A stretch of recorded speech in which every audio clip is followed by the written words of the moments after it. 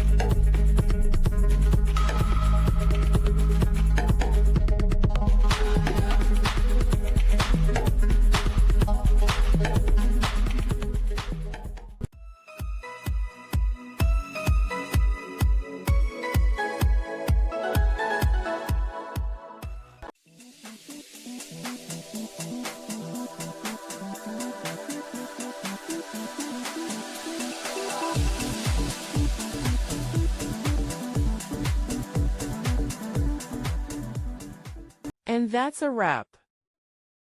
I hope you found the answer you were looking for. If you did, take a second to hit that subscribe button. It really helps out. And let me know in the comments which solution worked best for you. See you next time in the debug zone.